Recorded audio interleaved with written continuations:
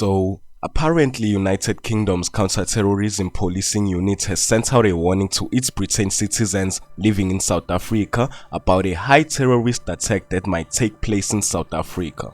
It is said that the threat is from persons inspired by terrorist groups like the Daesh who may carry out attacks. This is the second time an international country sends out a warning alert to South Africa.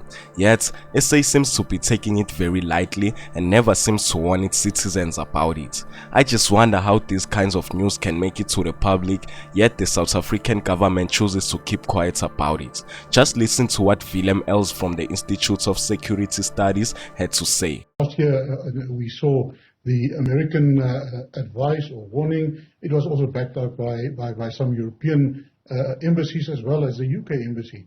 So what happens is, every embassy in a foreign country, whenever they pick up some information or intelligence about some possible threat to their people traveling to that country, or people living there, residing there, that are their citizens, they normally post a warning like this on their website, and this is what happened here with the High Commission. They posted this alert on their website.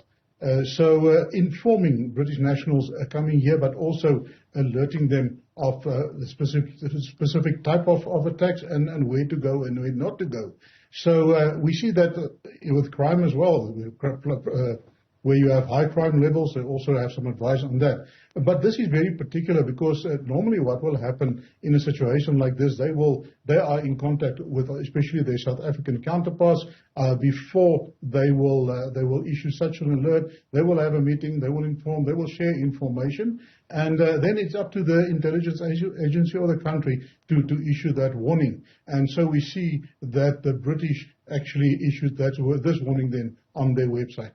Basically, what he's saying is that South Africa's security does not lack in communication. It's just that it chooses not to take the situation seriously, and that's basically the worst thing to do. Normally, in my time when I was working in that circles, that was the modus operandi. There will be some meetings, there will be information shared, and it will be discussed, deliberated, and then every entity, of course, then investigate further, and then they decide whether they're going to escalate it or they're not going to escalate it. So in this case, we saw that the British actually decided to escalate it, but we should also see that in the light of the recent attack in Russia, and also the recent warning that came out on one of the websites or the media outlets used by this group mentioned by them, Daesh, that is the Arabic acronym for ISIS. Willem was then asked how should we as the citizens of South Africa handle this matter after being alerted by another country of this danger. This was his response. Both the national one, that's internal, and the SSA, and then we also have our foreign or secret service that operates in the countries where we have missions, and there's normally a fairly good relationship between them and the different services where they are operational, and also, of course, strict codes of conduct and ethics that they have to adhere to. But what is very interesting about this one is that they warned about a lone wolf attack, and we know that is one of your most difficult scenarios to gather intelligence on, because normally if a person works alone, he operates alone or she operates alone, it is very difficult to pick up communications and all the other intelligence methods in order to counter these people. They also mentioned that it is gatherings where a lot of people are coming together. And we see in the warning on the media outlet used by Daesh or ISIS-K, the terrorist group that claimed responsibility for last month's attack in Russia, that they actually threatened to attack all four of the first leg quarterfinal matches that are being played this week in UK as well as in France and in Spain. So, but based on that, we need to draw the lines, and we need to pick up. So what they did is they actually heightened the security. They're going ahead with those games, but of course they heightened the security efforts in order to prevent attacks. So last year, the United States of America issued the same alerts to South Africa about a terrorist attack that may take place in Sandton, but the South African government did not do anything about it, let alone warn its citizens and perform an investigation. Nothing. Well, in case you are wondering how we get to know this kind of information, this is how disinformation becomes evident at first. They have to pick up. Obviously, one of the first methods of picking up is following the money. If money is being sent from a suspicious source towards this person or a known terrorist source or funding source, they follow the money. Secondly, your communications, especially on your social media, they pick up on that when they're monitoring these groups. So they have what you call it. They've got the methods in place in order to monitor some of these groups and so on. So our intelligence service is monitoring that, and maybe based on their analysis of this, they decided not to issue any warning. When he was asked whether we as a country have the required abilities to prevent or face such issues, this is what he said. With the amendment bill or the GILA bill that they're trying to put through Parliament and to have signed off, a public comment was there. There's a lot of flaws. It is there. And the amendments are there in order to recapture the intelligence services after the state capture that really severely hampered our capacity in order to do these kind of things. We are not there yet, but we managed to see some improvements, especially if you look at on the crime intelligence side, where we saw that there were various successes where they managed to infiltrate and also prevent some criminal activities and do some arrests.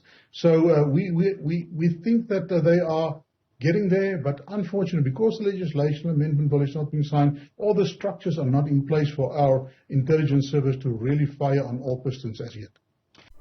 Judging from his response, we don't have enough resources to deal with such situations yet. Actually, we should be fearing for our lives. Africa, we've got a policy that we're trying to not to affront.